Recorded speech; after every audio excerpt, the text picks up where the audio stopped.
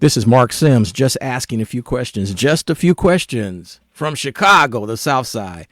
I have Sergio Mims on the line. Sergio Mims is the co-founder of the Black Harvest Film Festival here in Chicago, Film Festival in Chicago, and he also likes to talk about politics.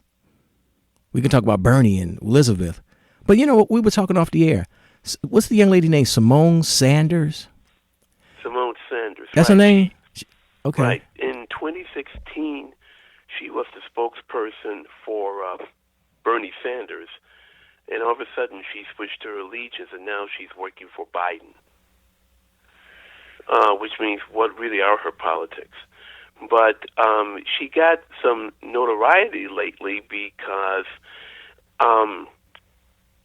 during the night of Super Tuesday, when Biden was making his speech, to say that he won all these states and he got all these delegates, I think it was in California, some protesters bum rushed the stage. And she came in like a linebacker and like grabbed one of the protesters and took him off the stage. And I'm like, that's not a good look for a black woman. Where were the men? That's not great. And I didn't like to see that. I didn't like to see a black woman basically acting as a bodyguard, and you see Simone Sanders, she's a large woman, grabbing somebody, throwing them off the stage, and if I saw some other footage where she just took this person down to the ground, and I said, black women, you don't need that kind of image already being masculinized like that. So that was a bad move. That was a bad look. I didn't like it.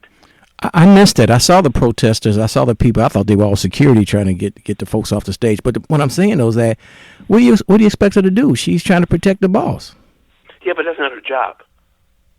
So she should let the protesters go get the boss, right? No. Where's security? Right. He's a presidential candidate. I was shocked there was no security. Was there? I didn't see security. I saw that was the same one when Jill Biden was pushing folks off the stage, right? Right, Joe Biden was doing something too. Where's the Secret Service? Secret Service. He is a presidential candidate, which means that automatically he should have Secret Service security. Something. I mean, some kind of security. Well, enough of that. If he doesn't have it, they should hire their own special private security. Well, I don't know Simone Sanders, but I my impression of spokes secretaries and political consultants, they are hired guns. They will go to any side. Whoever's going to pay them, they're there. You know what I'm saying? It's a job. Mm-hmm. I could be wrong, guys. She's probably a really nice person in real life. But what do you think about all them black folks, or I shouldn't say, a lot of African Americans who voted for Joe Biden in the South? What do you think about that, Sergio Mims? Well, as I said, like on Ben Jarofsky's show, which we're both on, black voters are like any other voters. They want a sure thing. Their main goal is to beat Trump. And Joe Biden seems to be that person. It's not Bernie Sanders. It wasn't Elizabeth Warren. It wasn't any of the other candidates who ran. Joe Biden seems to be the guy. Is he perfect? He's far from perfect. He has a ton of issues. But he seems to be the guy who can beat Trump at this point right now. Now, the other thing, which is interesting, is that Biden supporters are not necessarily demonstrative as Bernie Sanders or the Bernie Bros, or Elizabeth Warren supporters. Biden supporters are more quiet, they're more laid back, they're more demonstrative, they know who he is.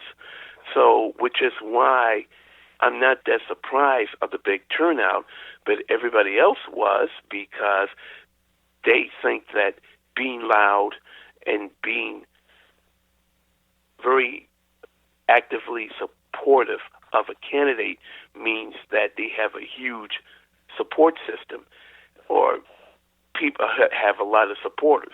That's not necessarily true. Sergio, Bernie Sanders had 4.5 years or 3.5 years, 3 years to really cultivate that black vote in the South. Why didn't his campaign cultivate that black vote in the South? Gee, maybe because they weren't interested. I go back to Pete Buttigieg. Here's a guy, as you know, according to his brother, Henry Gates, has a terrible, terrible record among his black constituents in South Bend, Indiana, where he was mayor for 2 terms.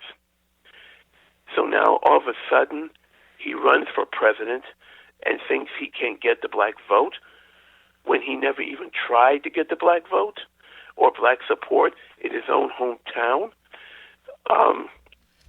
The fact of the matter is that I'm kind of sick and tired of candidates, and this goes for Republican and Democrats, and even black or white, who have used anti-black rhetoric and anti-black actions to get themselves elected and to stay in power until one day they realize, oh, gee, I need black votes to get elected. It doesn't work like that. But we're not the only. Bernie Sanders hasn't really made any effort. Sorry about my voice. Bernie Sanders hasn't really made any effort to attract black voters, to get black support. And all of a sudden now he thinks he can get black support. This is something you have to work at. It doesn't come naturally. Yeah, your voice is not a symptom of coronavirus, is it? No. I just have laryngitis. Which is cool because I'm talking to you over the phone. I feel safe. Okay. All jokes aside, they're talking about, I don't know who's making this stuff up. The split between the Latino vote and the African American vote. Is there a real split? Some Latinos are going for Bernie and some African Americans are going for Biden. Is that a real problem? Well, I don't know how much of a problem it'd be in the long run. Clearly, he is getting a lot of Latino support, but that's not going to be. Is that going to be enough to get him over the top?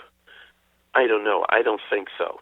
And you can't replace one with the other. In other words, well, we're not getting the black vote, but the Latino vote, that we can depend on. That will get us over. It doesn't work out like that. In order to win, you got to get a lot of people.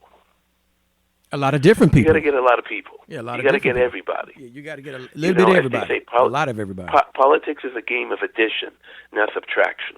So you don't think Bernie's going to come back and win this nomination, do you, Sergio? No. Wow, but, he could. He could. No, I think the tide has turned now. I think Super Tuesday, I think the tide has turned. I think, well, and also keep in mind that before Super Tuesday, there was a huge effort to go into his past by the media and by other people to show what he has said and what he has done over the years. And that really scared a lot of people. You're talking about Bernie Sanders, right? Right, I'm talking about Bernie Sanders. So I think the tide was already turning against him before Super Tuesday. And Super Tuesday made it real. Now, next Tuesday, even more delegates are at play, including Michigan, the state of Michigan. And he's behind in Michigan. Which is shocking. Which is shocking. Yeah. He won Michigan last time, Which is big trouble right? for him because he won Michigan in 2016. So, he's in trouble. If he loses Michigan, he's out. Most There's definitely. no path for him. Well, if he wins Michigan, it's not going to help him that much because Biden is way ahead in Florida.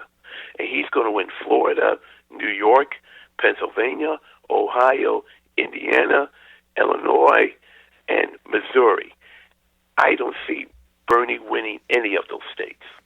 So it's not so much that people are scared. I mean, older people may be scared of socialism. It's not so much people scared of socialism.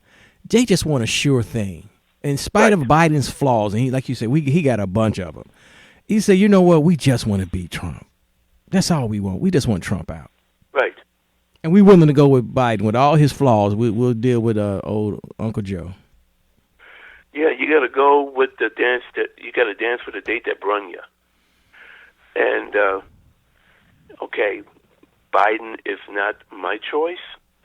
He's not perfect. He's not the guy. But you know what? I got to go with him because the alternative is worse. Okay, we're going to stop this podcast. We're going to do another part two, another podcast. We're going to talk about, let's assume that Joe Biden's going to win this nomination. We'll talk about who could he pick for vice president. Ooh. All right, stand by, Sergio Mims in Chicago. Stand by. You the man. Thanks for doing this part two, man. I mean, it's part one, rather. Let's do part two now.